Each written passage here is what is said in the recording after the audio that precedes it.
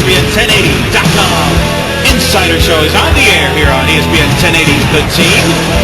Eric Lopez here, UCF Insider alongside Andrew Melnick, Magic Lockdown NBA Insider.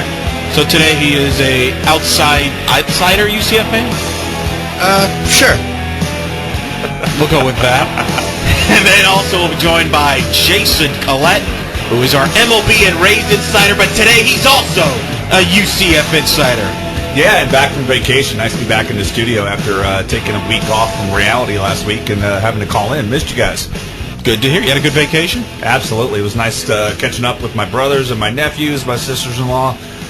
Crowded house for a week, but I have had enough of the sun. The beach got to me out there, so I'm a little darker this week. Did you find a small space, a closet, or somewhere to hide out during the deadline last week? Yeah, I pretty much did, looking, waiting for the Rays to do something. I did say they weren't going to do anything, and ta-da, they didn't. No, they're still running on. They're still running on the Rays. The Oakland A's are. So, but we're going to spare you. Yeah, I think one of you guys just stole a base against them. Nice. Melnick's got very misleading speed. Yeah, I'll steal a base or two. There you go. So coming up today on the show, we got our in-depth UCF football preview show, guys. It's gonna be fun. College football's here. UCF open practice on Thursday. The Gators opened yesterday. Today we're focusing on UCF. We'll have Brandon Helwig, UCFsports.com's very own Brandon Helwig, will be joining us at about 10:33 a.m. today. This morning we'll talk Knights football. We'll preview the Conference USA. We'll preview the schedule. We'll hear clips from George O'Leary, and we'll hear as well from some of the players from Media Day this Friday. Myself and Carson Engel. Carson's still recovering from Media Day. That's why he's not here, apparently. Yeah, I guess so. Tough Media Day Friday, carrying all the way over to Sunday morning. That's quite a post-game wrap-up for Carson. The good news is, though, ladies and gentlemen, is that our producer is also a UCF fan, and that's Buckman. Buckman, welcome. Thanks, guys. You willing to fill into Carson's shoes? If I have to, I mean, you guys just let me know. We may have to, because, we're all surrounded by Knights, except for Melnick, who is not a Knight. I'll be an honorary one for the day. You could be a Seminole Knight, like George O'Leary said in one of the meetings there. Yeah, I'm not sure how much sense that makes or how much that's going to fly, considering most people like me would probably go to the games and miss the UCF games anyway. But we'll try it out for the day. Yeah, just for today. We'll see if you like it, and we'll go with it. But anyway, so we're going to talk UCF football a lot in depth today. But let's first start off here, guys. Brief mention, baseball, an interesting week. Starting off with the Red Sox and the Yankees series going on. You had the Cardinals and the Brewers earlier in the week, the Giants and the D-backs earlier in the week, and then the Phillies and the Giants this weekend. Jason, let's start with you. Of all those series, what's jumped out to you this week? Yeah, the contenders and pretenders are starting to separate themselves. I think for me, with the National League, with the Phillies and the Giants, those two teams are going in opposite directions. They both made big deals. The Giants acquired Carlos Beltran, and the Phillies acquired Hunter Pence. Since the Giants acquired Beltran, they are 2-8. Since the Phillies acquired Hunter Pence, they are 8-0. The Phillies have won 9 straight games, and all of a sudden, I'm taking a commanding lead over the Braves in the NL East and whatnot. So Phillies, before the season, everybody picked them as the class of the National League. Their pitching has been as good as advertised. Their hitting is now even better when you add Hunter Pence to the equation, and they are starting to distance themselves in the National League. With the American League, it's clearly, once again, just what baseball wants. Boston and New York up at the top. You look at the last 121 games these two teams have played. Boston is 61-60 against New York. That's how evenly matched this thing is, even though this season Boston is beating the Yankees a lot, and they're beating CC Sabathia a lot. He is now 0-4 with a 7.94 ERA against the Red Sox this year. He has a 2.12 ERA against the rest of baseball. For some reason, the Red Sox are in his head. It just doesn't make much sense, but this series has been very entertaining. When you look at John Lackey out-pitching CC Sabathia, nobody would have called that before that game started yesterday. Not even the most diehard Red Sox fan would have done that. No, a couple of those Sabathia losses, he didn't really pitch terrible. A few of them he pitched all right and just got outclassed by Josh Beckett. Shouldn't be getting outclassed by John Lackey, though. I said jokingly when we got on, get shut down by Bartolo Colon and guys like that and crush CC Sabathia. Don't know if it makes a whole lot of sense, especially in a lineup with a bunch of lefties like Boston has. But, of course, they're making a huge deal out of that game, and like we said earlier, those two teams, if you take one as the wild card, I guess it'd be New York right now with a tiebreaker, they're 9 games up in the loss column on the Angels for the wild card. So realistically, series not nearly as big as people think because both teams are going to be in the playoffs.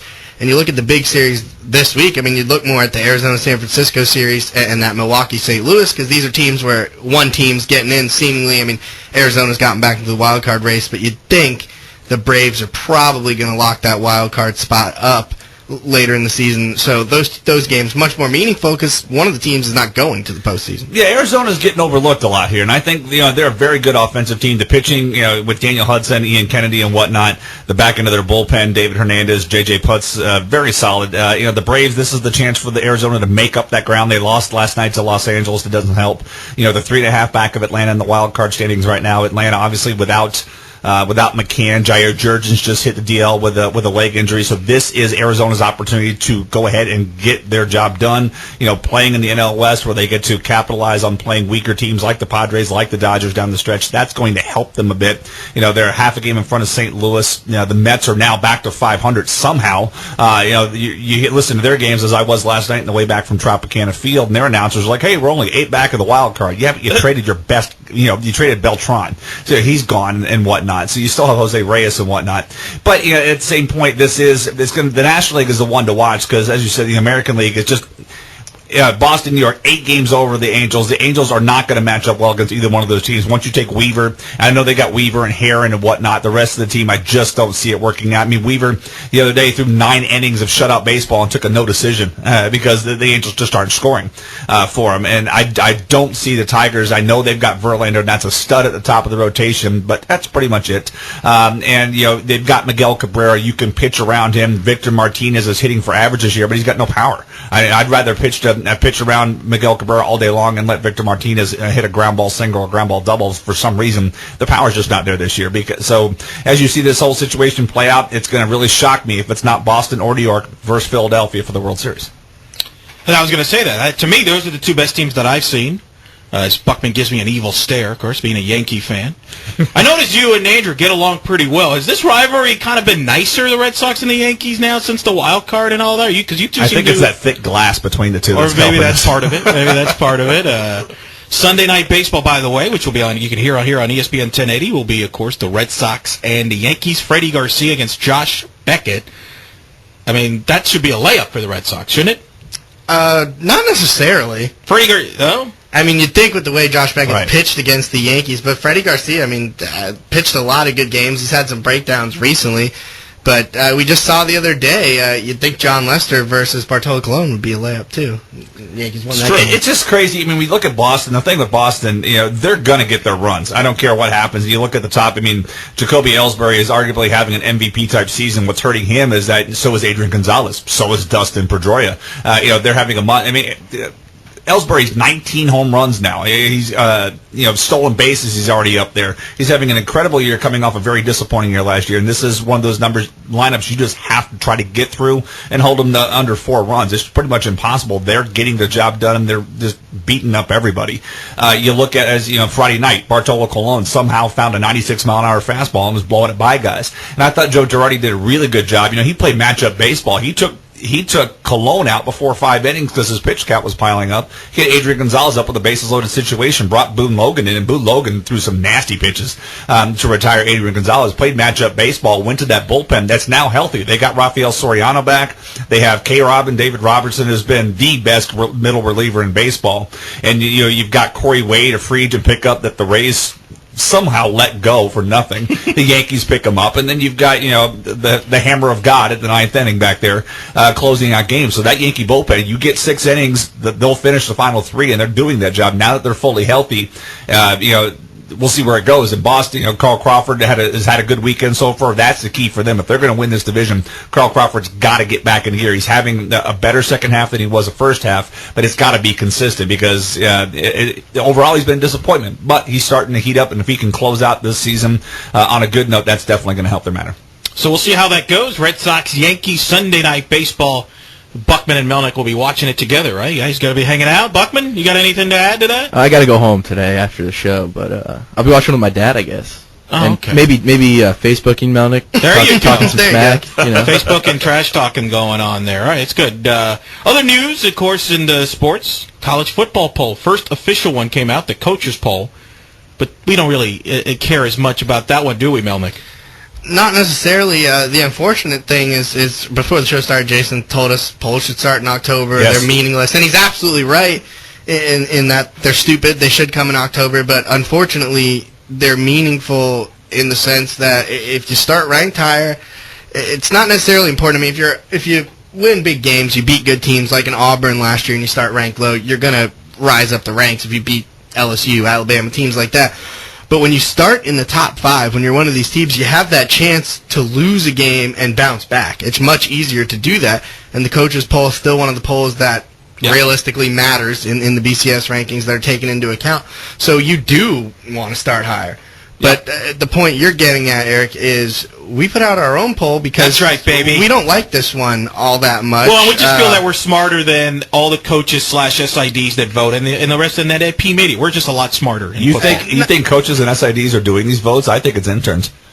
Good point. Touche. Yeah, I don't. And we're definitely smarter than them. I don't necessarily think we're smarter. I think we care about where teams are ranked much, much more. You're being too generous. You're being too politically correct. We're smarter.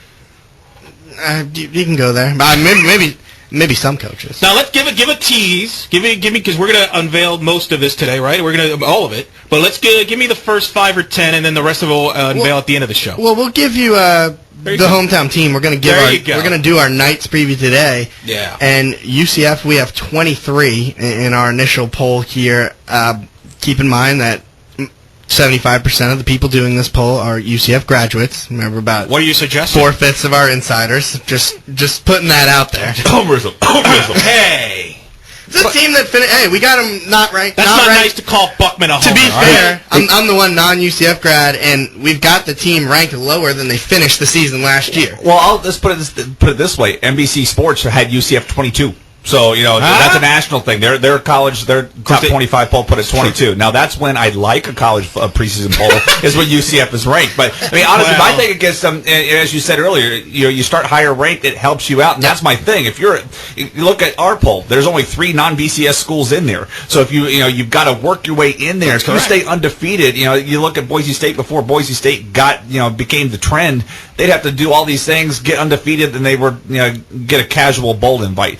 To me, that's what I don't like about it. Any UCF fan will remember the year they beat Alabama. Alabama was ranked 3rd overall to start that season, and the UCF went up to Bryant-Denny Stadium and beat them on their homecoming. And that was not a 3rd overall. Alabama. They went up winning 3 games. Right? Yeah, and that's what I hate. I would prefer these polls start in October. That way you can see what it is. Because right now it's all paper and that's too much common sense, Jason. Oh, I know. But you have to have something to talk about when you've got 122 now football programs, Division I football programs. You got to have something to talk about. But it's amazing how the NFL guys find something to talk about without doing rankings.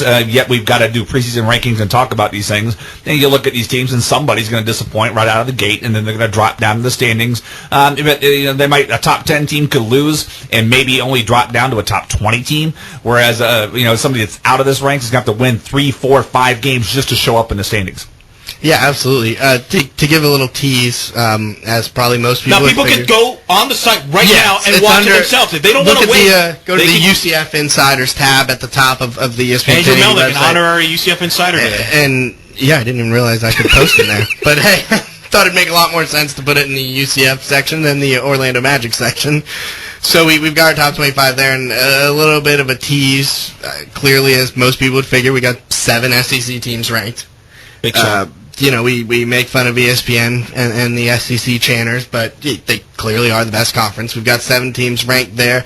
Jason's right, only 3 non-BCS schools ranked. We have UCF, and then I'm sure you can guess the other 2, Boise State, TCU, the usual suspects. To me, TCU, I don't know if you even count them as a non-BCS team anymore. Well, one more year, boys. So check it out. Go to the website. You can check the top 25 polls. UCF, by the way, receiving votes in the coaches poll in case you're wondering. We'll get 33, I believe, later. They'd be if you extended it out. Exactly. All right, we're going to take a quick break. That was Andrew Melnick, Jason Collette. I'm Eric Lopez. When we come back, we'll go in depth. We'll preview the UCF football season. We'll break down the offense and the defense. That's next. You're listening to ESPN 1080.com Insider Show on ESPN 1080 The Team. This is why we love sports. But it's easy to talk about. It's easy to sum it up. We're talking about practice, not a game, not the game. We're talking about practice. Practice, man. I know it's important, but we talking about practice, man. What are we talking about? Practice? We ain't talking about the game. I mean, how silly is that? And we're talking about practice. Practice, man. Not a game. We talking about practice right now. It's funny to me too. ESPN 1080, The Team. Live from Progressive. Flo here. Today we're talking to Newlyweds. Hi, my husband and I are combining our policies, and my mother-in-law says we can save with Progressive. Well, with online, homeowners, and multi-car discounts, saving on car insurance is easy. So you're saying she's right? I'm saying get used to it. Get great savings and more at 1-800-PROGRESSIVE and Progressive.com. Progressive Casualty Insurance Company and affiliates, Mayfield Village, Ohio. Discounts not available in all states. Prices vary based on how you buy. Jen, last week I was diagnosed with bipolar disorder. You just need some new earrings and you'll feel a lot better. When a friend tells you they've been diagnosed with a mental illness, it can be a little awkward. But what's even more awkward is, if you're not there for her, she'll be less likely to recover. Jen, last week I was diagnosed with bipolar disorder. Girl, I'm here for you. Mental illness. What a difference a friend makes. To learn more, go to whatadifference.org. This message is brought to you by the Department of Health and Human Services and the Ad Council. Want to get away but don't have a lot of time and don't want to spend a lot of money? You can't beat our staycation packages. Some of the best hotels and resorts in Florida at half price. Half price. This radio station has secured these incredible half price deals at some of the most desirable locations, from the beaches to the Orlando theme parks. Now you can afford that getaway you want and need. Book your half-price staycation. Log on to ESPN1080.com. ESPN1080.com. Do you need more capital to run your business? But with the current credit crunch, your bank's lines of credit are all dried up. Well, now here's a solution to get a cash advance from $5,000 up to $250,000 in as little as 7 days from Amera Merchant. They can get the capital you need to solve your growth problems by advancing you funds against your future Visa and MasterCard sales. Plus, there are no upfront fees or closing costs. To qualify for a cash advance from $5,000 up to $250,000 from your future Visa and MasterCard sales, you must currently process at least $5,000 in Visa or MasterCard sales. Call Amera Merchant now, where there's never a credit crunch for the money you need to run your business. 800-509-2163. 800-509-2163. Call Amera Merchant right now for free information. 800-509-2163. 800-509-2163. About improved on standing in the pocket more, reading more defense, knowing when they shift them down to 160, and I think I stand in the pocket more and reading the defense, but I improved on more. Welcome back to ESPN 1080.com Insider Show. That was Jeff Godfrey, the UCF quarterback, on Media Day. Eric Lopez here, your UCF Insider. We're all UCF Insiders today, folks. We got Jason Collette, a UCF alum, a graduate. We won't mention the year out of, but a long-time Knight fan. Twice alum. I know the feeling. Joined as well. Andrew Melnick, not a UCF alum, but he's an honorary UCF follower, a supporter for the day. He'll be covering some games. And that'll be the big thing. We got a great coverage this year on 1080. Jason Collette will be joining us on the UCF football coverage. He'll be at every home game covering the media. We'll have some video post-game from the stadiums. Jason, I know you're fired up about that little video, huh? Absolutely. It's been, baseball season has been an adventure for me, so I am very much looking forward to college football and everything that it's going to bring this year. UCF, of course, gets started September 3rd against Charleston Southern. Of course, our producer, Buckman, a UCF alum. Well, he's not you're our alum, even though you're still going there, right? I will be an alum. Yeah. Sometime. You're black and gold. You can finish, dude. Our standing room audience is also a UCF alum as well.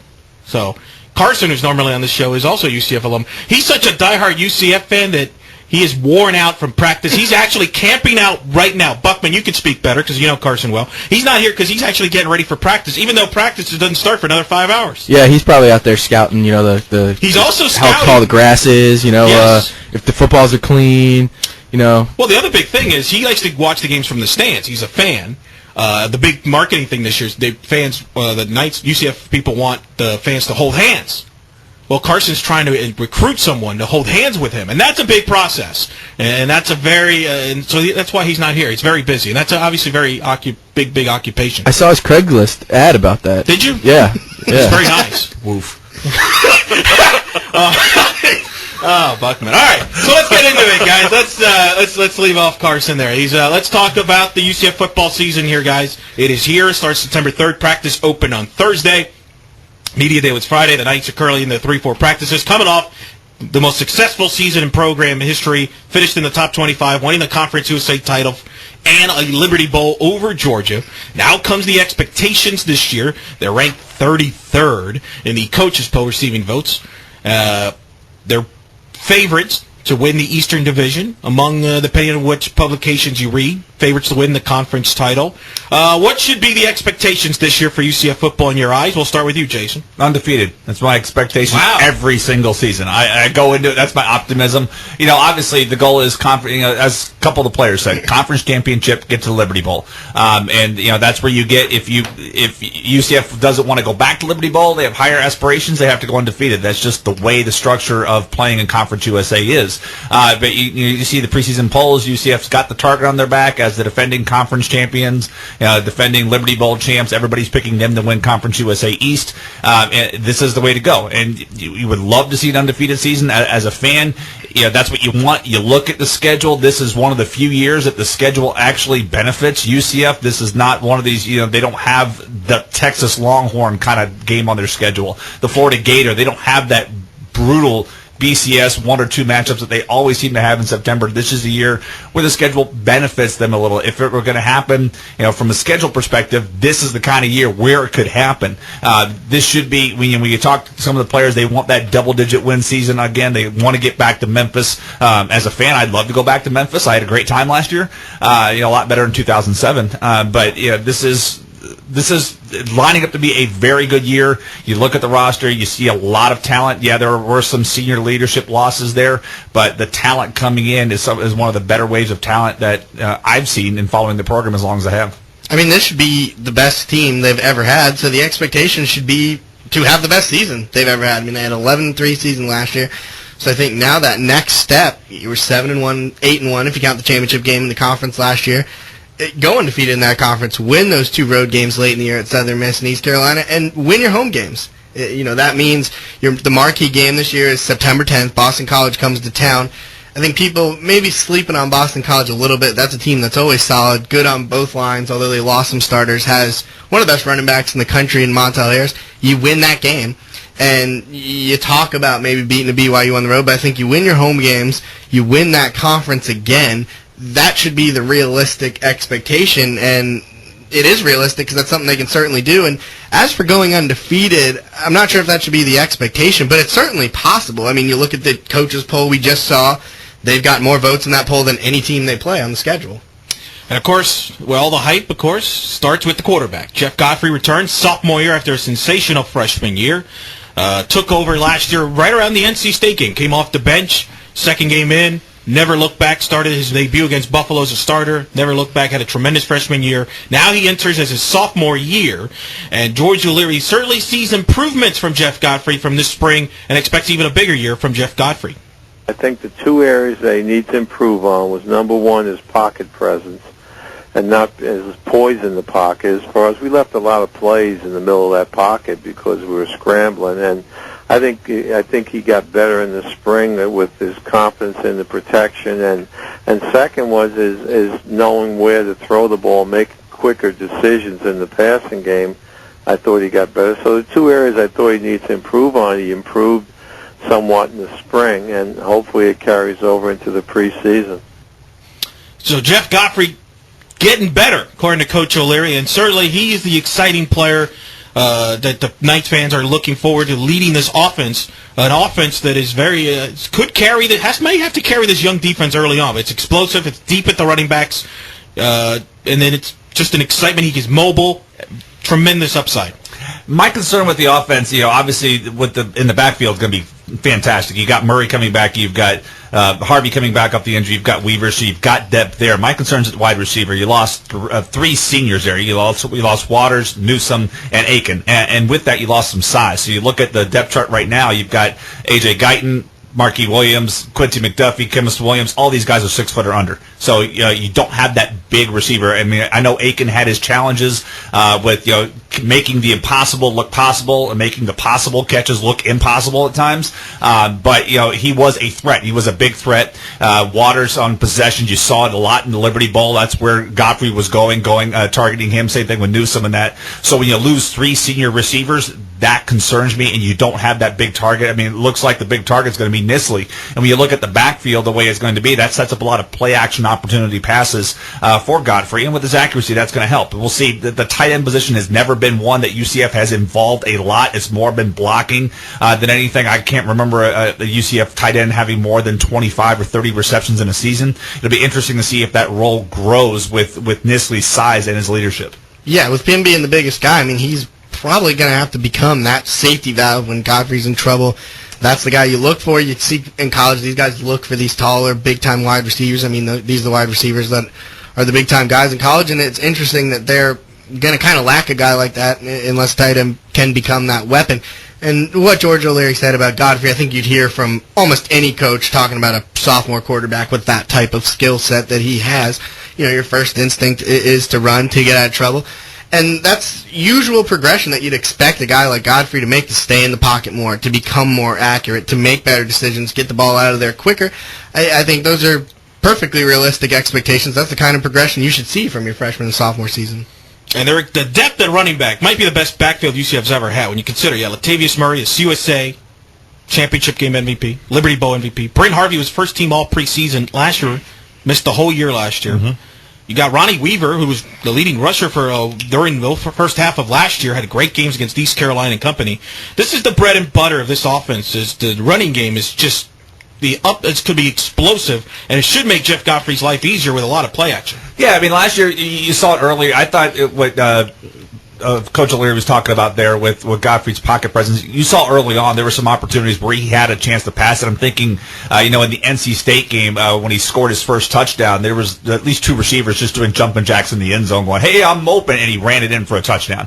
But there were some things like that, but you saw throughout the season, if you remember the game against ECU where UCF was up 7-0, he shook it off, he had a chance to run, he juked the defender and threw the long bomb to Aiken for the touchdown to go up 14-0 in that game. So you saw some opportunities where he had the opportunity to run, but he waited for the pass opportunity to open up, and he hit that. So you saw some of that development in the end. But the running game, that's definitely going to help take off some of that pressure.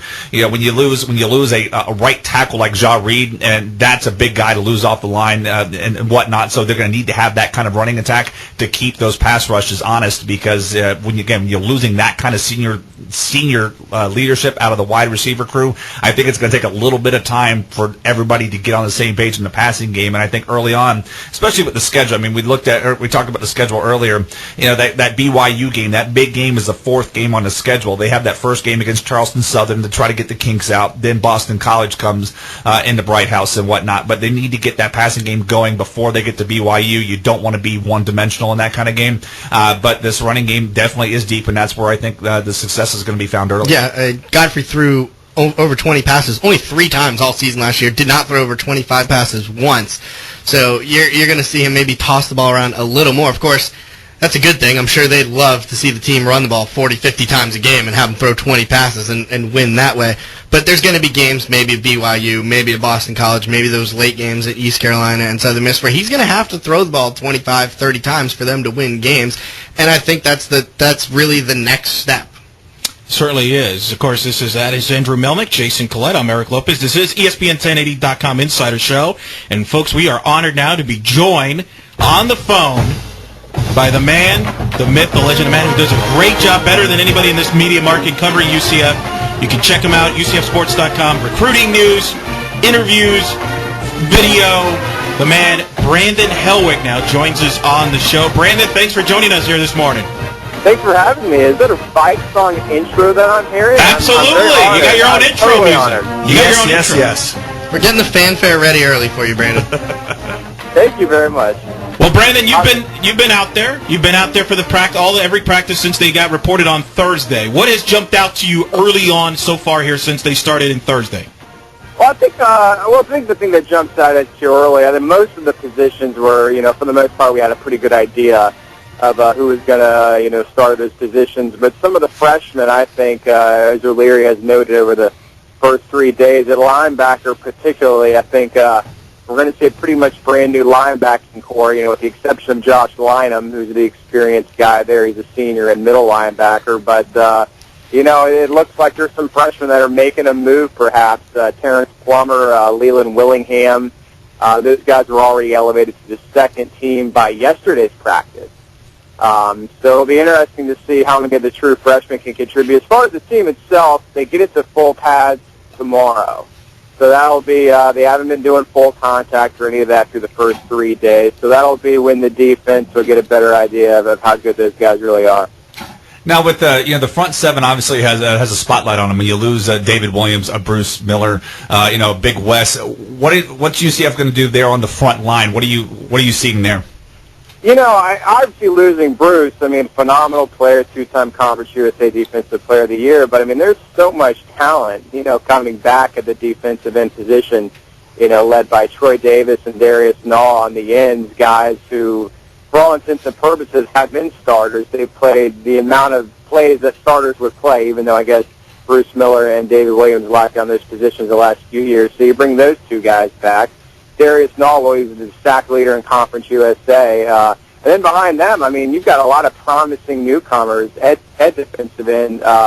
There's a couple of junior college players, Toby Jackson, Cameron Henderson. They both played at the same JUCO in Navarro, Texas. Toby Jackson was very highly recruited, had offers from almost everyone, for a JUCO defensive end. He initially signed with Georgia out of high school. He's a native of Georgia, so there's a lot of high expectations for those guys. And there's even a redshirt freshman named Brandon Richardson. He's a high school teammate of Jeffrey Godfrey. A lot of people remember Jeff Godfrey and Josh Reese were the high school teammates that came last year. There was a couple more guys. One of them was Brandon Richardson from the same school.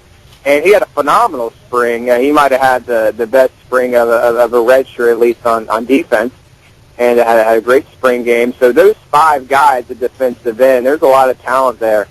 It'll be interesting. I remember a couple years ago, UCF maybe wasn't too sure about in the interior at times, and they put Bruce Miller was playing one of the defensive tackle spots. Mm-hmm. You basically had 3 defensive ends on the field at one time. I'll be curious if that's something that they might go to in certain situations, pass rushing situations maybe during the season, just getting more on the talent on the field at one time. Yeah, Godfrey and those guys from Miami Central, who are actually the 6A state champions this year, beat local Dr. Phillips. You talked about some of those front 7 newcomers.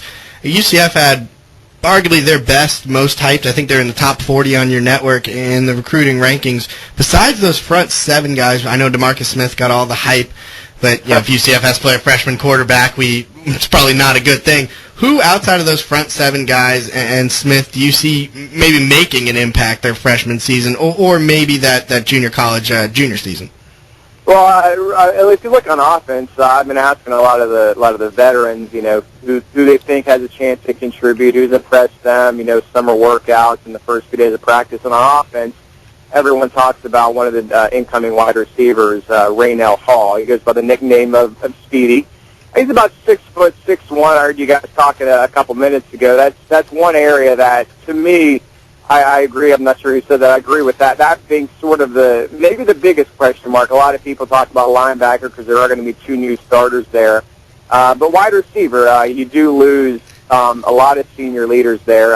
Not only, guys who are good receivers, but guys who are good blocking receivers.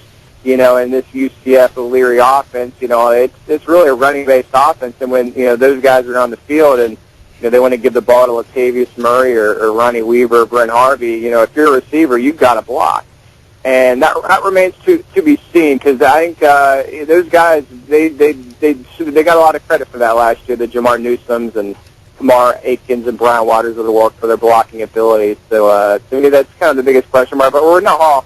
Back to your question about a freshman, he's looked pretty good in practice so far. I think he has a chance to help out this season. And now, Brandon, a couple of years ago, UCF fans were spoiled with a great secondary. They had Joe Burnett, Sharif Rashad, Janelle Neal. This year's crew with Kamel Ishmael, Josh Robinson, AJ Boye, and whatnot, do they have the potential to be better than that team was that secondary was in 2007? Yeah, I honestly think there's a good chance of that. Kamel Ishmael, I think, you asked me who the best player on the team is. I think I would say that it's Kamel Ishmael, one of those safety spots. He's a phenomenal player. Josh Robinson, might maybe get more of the accolades, more of the name recognition because he's such a good return man as well. But both of those guys are excellent football players. There's AJ Boye is going to move into a more prominent role at one of the other corner spots, and they're going to be breaking in a newcomer at safety, at least from a starting standpoint. He was here last year. Clayton Gethers. But I think it's got the potential to be, particularly I think it might be next season because everyone's going to return. The oldest guys are juniors, being Josh Robinson and Kamel Ishmael. That's going to be a scary good group in 2012. We're speaking with UCFSports.com's Brandon Helwig here on ESPN1080.com Insider Show. Brandon, let's talk about the schedule. Obviously, you open up at home easy against Charleston Southern. That should be an easy win. But then you got Boston College coming in on the 10th. You got other highlights on the schedule. You go to FIU after that. Short week. You go to Provo, Utah against BYU. Conference schedule, a little tougher than last year. You go to SMU in a rematch of this USA title game. And in November, at the end of November, you go to Southern Miss and you go to East Carolina back-to-back weeks. It's a bit of a tricky, tough schedule for UCF there. And a lot of teams they're going to be a target to a lot of those teams on the schedule. Your thoughts on the schedule? Yeah, that's kind of a debatable topic. A lot of people think it's one of the easiest schedules UCF has had in years. While it's true, it's not like there's a top 10 team on there that you kind of be wondering what UCF's chances would be against them. But it's still difficult. Obviously, September is going to tell the tale. UCF has not traditionally really ever really got off to a great start in September. Last year, very winnable games against NC State and Kansas State went the other way. Previous year, UCF had to go on the road and play two conference games early at Southern Miss and at East Carolina and dropped them both and were effectively out of the conference race, by the time October rolled around. So, September again this year, UCF's got to get off to a good start and they've got to win that big second weekend game, as you alluded to, Boston College, for all the big home games, big non-conference BCS opponent home games UCF has had. UCF has never won one. When they beat NC State, it was a road game, and of course Georgia was a bowl game, and Alabama was eons ago. So for all the close losses and everything, I think the fan base is finally ready to see UCF beat one of those opponents. Boston College is very, very beatable. Will it happen? I don't know. I'm not sure who's going to be favored in that game, but I think UCF should be expected to win that game. FIU, that's a little bit interesting situation. You got to go down there. You got to know those guys are going to be amped up to play UCF. They've circled that game on their calendar. It's their, one of their biggest home games. I'm sure a lot of those guys from the Miami area, they're familiar with Godfrey, and and honestly, most of them probably weren't even really recruited by UCF, so they're going to be fired up about that. And as you said, you got a short week. You got to fly out to literally across the country. Elevation issues. I'm not really sure what to expect in Provo, but that's going to be a tough game. BYU has, I think, the ability, just like UCF, to be a top 25 team this year. And then you look at the conference schedule. You got to go on the road that last month of the season. As far as the East Division, Southern Miss is going to be there. You got to go on the road and play those guys. And East Carolina, I think they're always going to have a say in the matter. And you got to go out to those places back-to-back weeks. And the West Division opponents, they're nothing to slouch at this year. You've got to go on the road to SMU, and then you got to host Tulsa. I mean, two teams that very well could win the West. And a lot of those are on short weeks. One particular concern of mine is, I believe, UCF has to go on the road to SMU on October 15th. And then literally 5 days later, on that Thursday, they got to go on the road to UAB. And, you would think that UCF, obviously should be favored against a team like UAB, but kind of off the short week. UAB is, they played UCF pretty competitively there 2 years ago in Birmingham. So, there's some issues there to kind of be concerned about. Now, on the offensive side of the front with the line, last year, obviously, the team enjoyed having two great bookends like Ja Reed and Nick Peischel. Peichel's moving over. What's the coaching staff's feel with the other tackle situation with Chris Martin and Torian Wilson having to play one of the tackles? That'll begin to kind of, I think, shave itself out over the next week or so. They think very highly of Chris Martin. I believe he actually entered last year as one of the starters there, and was eventually, kind of lost his job. But it'll be interesting. I think it's obviously his job to lose right now. But Tony Jacob can honestly be a guy to watch in that left tackle position as well. That's really, I think, the only question mark on the offensive line right now. Obviously, the coaches will begin to evaluate once you get into full pads tomorrow. It'll be interesting to see how that kind of progresses over the next week. We look at the conference. You got Southern Miss, ECU, UCF in the East, Tulsa, Houston with Case Keenum back, and of course SMU's getting a lot of hype. The year the quarterback, Coach O'Leary says about Conference USA, you got the top 6 quarterbacks in the conference all returning. But is it going to be those 6 teams pretty much, the 3 in the West and the 3 in the East, battling out in the divisions, and you would see 2 of those playing the championship game, and the champion comes out of those 6 groups, and then everybody else is a drop-off? Is that how you see it as well, or do you see some... Yeah, I'm not sure I buy any sleeper teams coming out of nowhere. I mean, I still think the East Division is really going to go through UCF and Southern Miss. East Carolina, I think there is going to be a drop-off between 2 and 3 if East Carolina is that third team. I'm kind of interested to see what kind of strides Marshall makes. They've got the second to third year of their new coach and everything. I don't think they're ready to compete, but they may they may have a team good enough to maybe make a bowl game. On the other side, the West Division, you could almost flip a coin. You can make an argument for any of those 3 teams that you stated to win the West. I don't know if I buy the SMU hype machine quite yet. I know the national media, they love June Jones, and I think that sort of is where that comes from. They're always willing to give SMU, the benefit of the doubt, and they want to see June Jones succeed. So, they've got an army, and they've got a good team coming back. Can they put it together? I think Tulsa was playing the best football in the West last year, and if I'm a UCF fan, I'm very happy that UCF drew SMU and not Tulsa in last year's championship game by virtue of a tiebreaker. It'll be interesting. Case Keenum coming back for the Houston Cougars. Obviously they're going to be very talented as well. So it'll be very entertaining, particularly on that west side. Now, one other thing, special teams was obviously huge for UCF last year. Josh Robinson, Quincy McDuffie, kick return. You got to replace a 4-year starter with Klingon having to leave punter. What's the feel for the special teams this year? I think UCF is going to be in pretty good hands of the punter position with a kid named David Bonner. He's a redshirt senior. He transferred from Navy a couple of years ago, and he's looked pretty good from a punting standpoint in practice and everything in the spring game. Of course, we'll see how that translates to the field. Kicking-wise, UCF still returns Nick Catoy.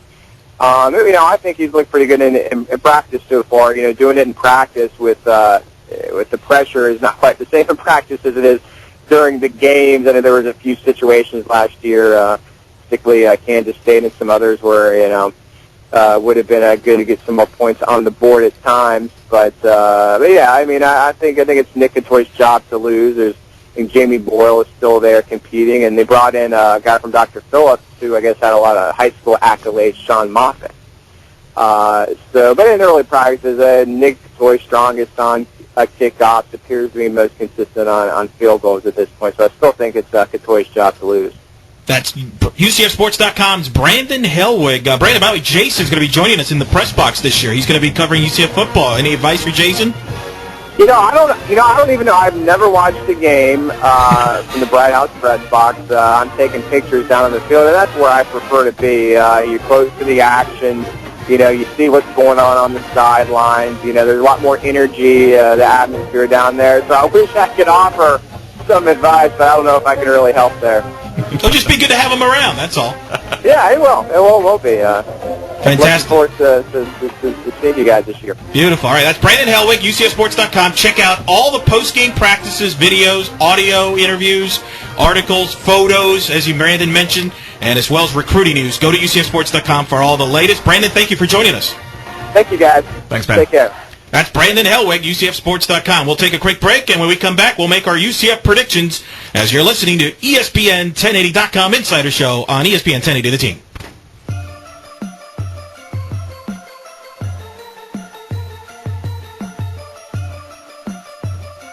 This is why we love sports. 5 seconds left to Whitberg. Whitberg tries about a 30-footer. No good. Step back. Lorenzo Charles. Safe. Lorenzo Charles slams it in. A missed shot from 35 feet. Lorenzo Charles trapped it. Stuffed it back in. The Cinderella team has done it.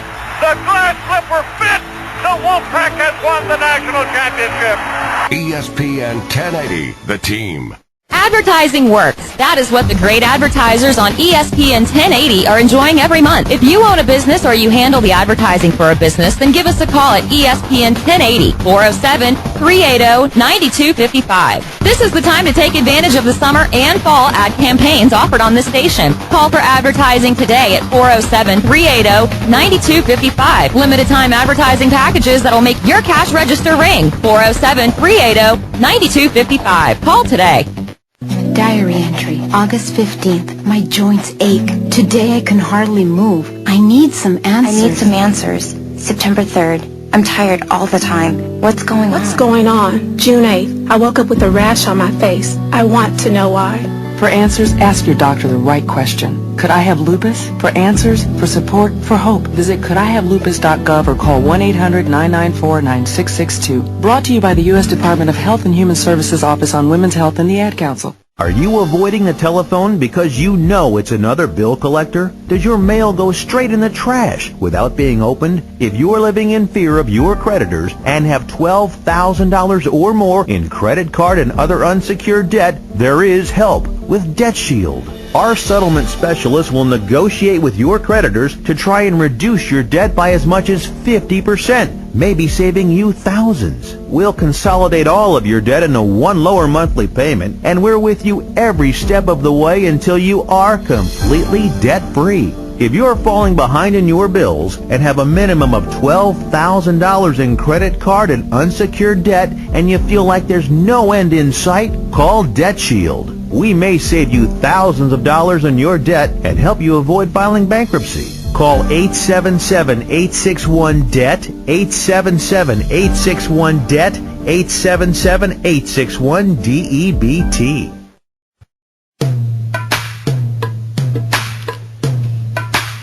And we welcome you back to ESPN 1080.com Insider Show here on ESPN 1080 The Team. Eric Lopez, your UCF Night Insider, alongside Andrew Melnick, your Magic locked out Turkish League insider Red Sox fan for today. And the last part's for every day. Every day. And apparently today you're a UCF Insider. You posted, which fans can go right now to the website, ESPN1080.com, and check out our Insiders Top 25. Yeah, absolutely. I'll play UCF Insider for the day. You know, with the lockout here, I might be playing it for the season. You may not have a choice. That's probably why you were allowed to write the Knights Insider, because there's no point in writing the Magics right now. Correct. Jason Collette is going to be our Knights Insider as well. He's usually our MLB and Rays Insider, but he will be also doing some UCF work this year. He'll be covering the Knights games. We will have great coverage of UCF football on this show, ladies and gentlemen. No other show in this area will cover UCF like we do. We will have post-game reaction from Coach O'Leary after each home game here. We'll have clips from players post-game. We'll have post-game video on the websites of it after each home game. Myself and Jason will be in the press box. Carson Engel, if he ever recovers, we'll be in the stands holding hands with someone, uniting. And we'll have pictures of that, too. That we have. We even have Buckman, our producer, is a UCF guy. He will get just info as well. Buckman, you have any updates on Carson? I do not, but I'm gonna start making some phone calls, seeing where this guy's at, because not that he's making me worried or anything, but it's just a little concerning. He's an insider. I'm worried. He's an insider, and I'm worried he's taking it too literally. I'm worried that he might be camping out in the stadium waiting for the Charleston Southern kickoff. And I'm worried he's inside somewhere else and he can't get out. He's probably by the hospitality tent where the keg's at. So that would make sense. You would know that area better than I do, for sure. I'm taking it he's inside his bedroom still. Recovering from practice? It is a little hot out there. Yeah, practice, we'll call it. Dehydration. A little dehydration. By the way, this week, go to the ESPN1080.com Insider. We're going to have video of all the interviews we did on Media Day, myself and Carson, with Latavius Murray, Darius Null, Quincy McDuffie. We're all going to have that on the UCF Knights Insider blog. Hopefully Monday. Should be up by Monday. Check it out on ESPN1080.com Insiders. You can check out the Insiders Top 25. Give another tease for the audience. We mentioned earlier we have UCF ranked 23rd. Next week we will preview the Florida Gators. Where do the Gators rank in our poll? The Gators actually come in at 18, maybe a little high after what happened with them last year, but you know the talent's there with the recruiting classes Urban Meyer brought in, and Will Muschamp brought in another good one last year. Before we get to our UCF predictions, I'll just give you 21 through 25. There you go. Georgia, West Virginia, we told you UCF 23. Actually, we have them above TCU in this poll. Wow. So the second highest non-BCS team, you could guess the first is Boise State. We have them up in the top 5. And then 25th, we got a couple votes for Arizona State and a couple for Miami, so we actually tied there when I calculated it all. Of course, that's myself, Carson Engel, you, and Charlie Bernstein, all calculating our top 25 polls. You put them all together, and that's our formula. Yeah, they were all pretty similar, except the outlier was Carson's. Did not look like the others. Maybe he knows something we don't. That sounds about right. Maybe that's where he is. There you go. He picked the Buccaneers to finish, winning the Super Bowl a couple years back when they had the 3rd overall pick. So there you go. So again, you have Arizona State, Miami, co-25, TCU 24. Wow, that's low. You got UCF 23, West Virginia, the Big East favorites by many, is 22, and Georgia 21. That's not bad. Then what? Texas rounds out 20. Yeah. The Longhorns, Longhorn Network. So check out the rest of the poll. Go to the website. We're going to unveil the rest of it next week. But check out the website right now on ESPN1080.com. Reminder, next week we'll preview the Florida Gators. Adam Schick from the Gator Radio Network from Gainesville will join us. We'll talk Gator football. We'll also have a live update of the final round of the PGA next week. If we find Carson, he'll be excited because Arthur will be calling in for an update from Atlanta.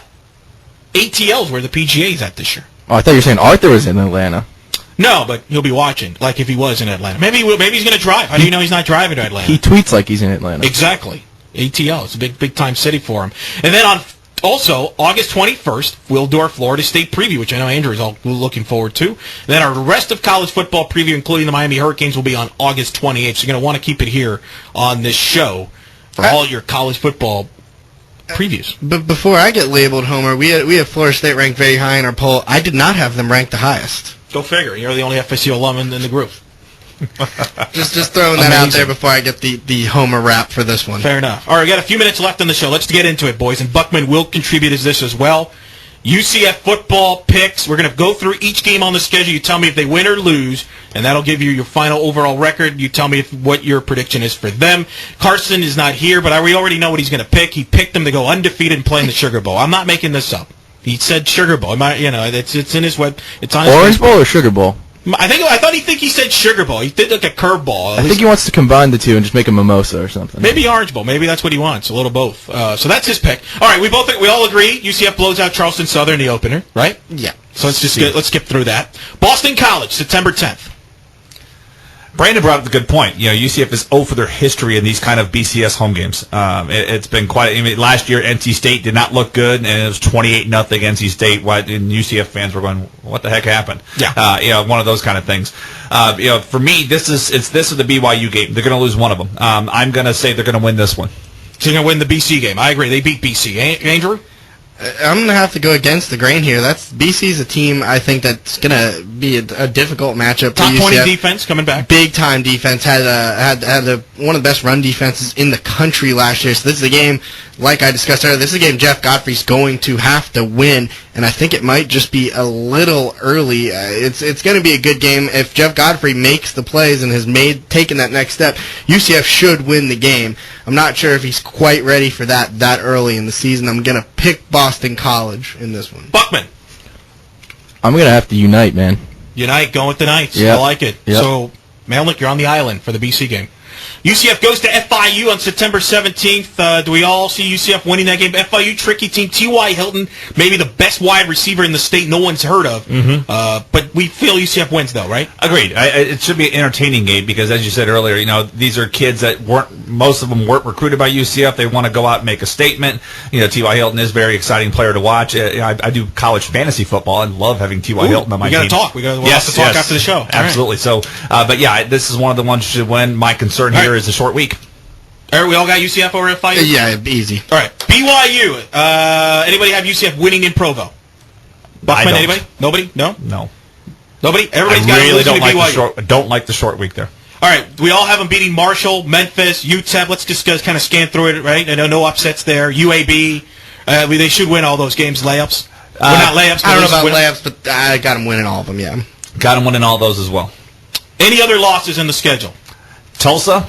You've got them losing to Tulsa. Or Southern Miss. Southern Miss should be interesting. We've only beat them one time, I think, and correct. The Rock has been a horrible place to play.